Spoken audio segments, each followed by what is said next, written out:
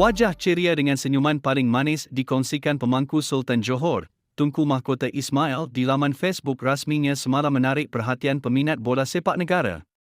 Senyuman itu nyata membawa pelbagai tafsiran dalam kalangan penyokong yang rata-rata mengharapkan satu keputusan positif diraih susulan isu penggantungan 7 pemain warisan dan denda yang dikenakan oleh Persekutuan Bola Sepak Antarabangsa FIFA, Jumaat lalu. Menerusi perkongsian itu, Tunku Ismail dilihat ceria sambil tersenyum memakai kacamata hitam dan mendengar muzik menggunakan fon telinga.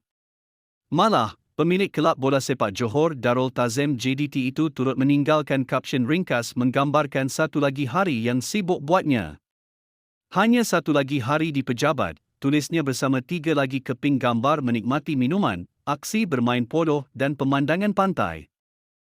Sementara itu, menjengah di ruangan komen pada perkongsian yang sama menyaksikan ramai peminat mendoakan agar isu penggantungan itu dapat diselesaikan segera. Menurut Izwat Syafiq, senyuman Tunku Ismail itu seolah isyarat bahawa isu berkenaan akan berakhir dengan baik. Ini petanda senyuman baik ini. Ampun tuanku, tulis Izwat Syafiq di ruangan komen gambar itu. Satu senyuman satu kegembiraan, semoga dipermudahkan segala urusan untuk tuanku, kata Atisha Kamaruzaman. Bagi Hairul Juhairi pula, senyuman tuanku yang manis ada manis-manis tuanku. Hamba selaku wakil dari rakyat Malaysia menunggu kabar baik dari tuanku, kata Hairul. Kalau tuanku senyum macam ini, lega rakyat jelata. Semoga ada perkabaran gembira, ampun tuanku, ujar Major Faiz. Rezwan RSD pula berharap rayuan Persatuan Bola Sepak Malaysia FAM akan beroleh kemenangan di Ibu Pejabat FIFA di Zurich, Switzerland. Semoga ada sinar harapan dari Zurich. Harap sangat kita dapat kemenangan lawan FIFA kali ini, kesian kad 7 pemain itu, kata Rezwan.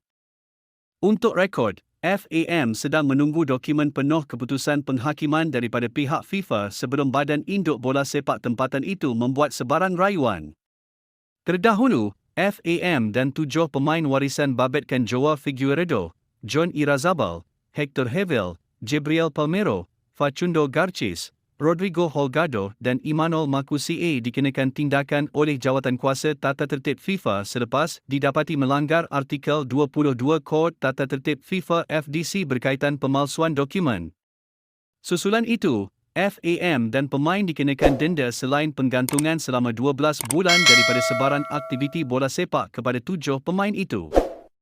Hal ini juga dapat perhatian dari bekas pemain bola sepak kebangsaan, Indra Putra Mahayudin, menggesa komuniti bola sepak Malaysia agar menaruh kepercayaan penuh terhadap kepimpinan Tunku Mahkota Johor TMJ, Tunku Ismail Sultan Ibrahim, susulan krisis yang melibatkan penggantungan 7 pemain campuran warisan Harimau Malaya oleh FIFA. Indra menegaskan visi, misi serta rekod kepimpinan Tunku Ismail menjadikannya individu yang tepat untuk memimpin bola sepak negara menghadapi tempoh mencabar ini. Kita perlu mempercayai dan menyokong kepimpinan TMJ dalam merancang penyelesaian jangka pendek dan panjang bagi memastikan bola sepak Malaysia tidak terus merosot, kata Indra selepas mengadakan pertemuan dengan Tunku Ismail di Johor pada Khamis. Indra turut meluahkan rasa teruja kerana berpeluang mendengar sendiri visi jelas TMJ bagi masa depan bola sepak negara. Saya sangat terinspirasi bertemu TMJ dan mendengar rancangan beliau untuk bola sepak kita. Pesanannya sangat jelas, dan saya yakin dengan dedikasi serta semangatnya, bola sepak Malaysia mampu melonjak ke tahap lebih tinggi, katanya.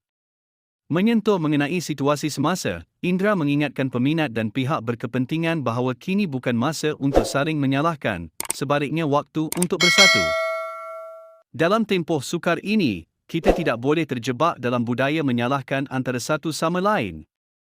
Kita perlu bangkit bersama, bergerak sebagai satu pasukan, dan memastikan masa depan bola sepak Malaysia terus terpelihara, katanya. Indra turut menyeru semua pihak berkepentingan dalam bola sepak untuk bersatu dan mencari penyelesaian konstruktif demi kebaikan sukan ini. TMJ telah membuktikan beliau mampu membawa perubahan positif melalui kerja bersama Johor Darul Tazim JDT. Kepimpinan serta jaringan antarabangsa beliau boleh membantu Malaysia mengatasi krisis ini, tambahnya. Sederhananya, akankah hukuman daripada FIFA akan segera selesai dan penggantungan 7 pemain warisan akan dicabut? Menarik kita nantikan. Akhirnya sekian informasi kami buat, semoga bermanfaat. Jangan lupa subscribe.